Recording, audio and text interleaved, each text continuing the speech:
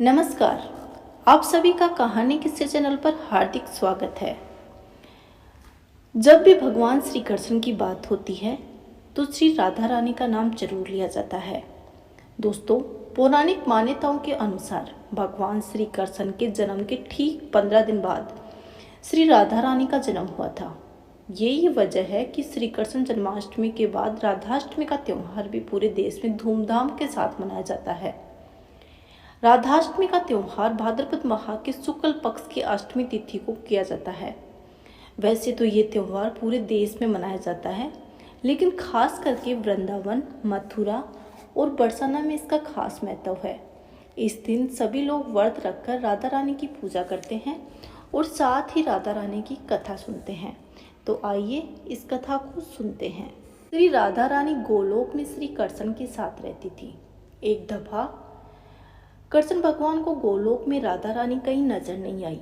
कुछ देर बाद कन्हैया अपनी सखी विराजा के साथ कहीं घूमने चले गए।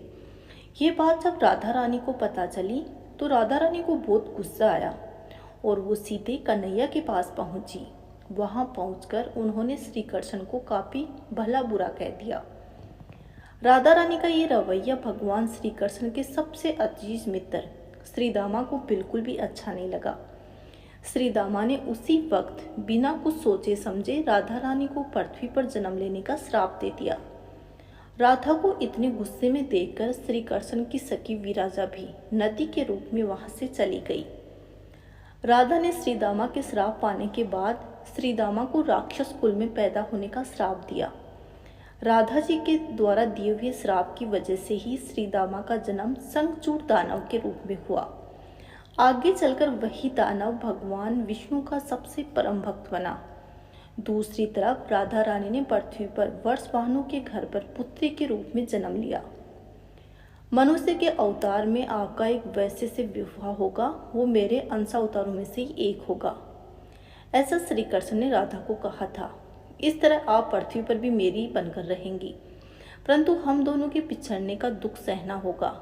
इसके बाद भगवान श्री कृष्ण ने राधा जी को मनुष्य योनि के रूप में जन्म लेने की तैयारी करने के लिए कहा। संसार के सामने वर्षभानु जी की पत्नी गर्भवती हुई। जिस तरह एक बच्चा दुनिया में आता है, ठीक वैसे ही देवी कीर्ति का भी प्रसव हुआ। लेकिन असल में माता राधा का जन्म देवी कीर्ति के गर्भ से नहीं हुआ था।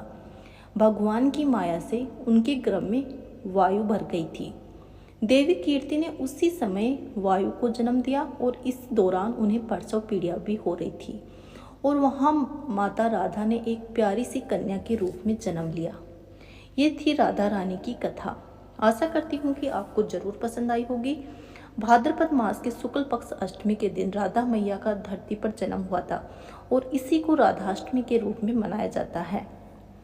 इस कहानी से हमें यही सीख मिलती है कि क्रोध एक बहुत बड़ी बुराई है। क्रोध का जवाब क्रोध से देने से बातें खराब हो जाती हैं। इस कारण कई दुविधाओं का सामना करना पड़ सकता है। बोलिए भगवान श्री कृष्ण की जय। बोलिए राधा रानी की जय।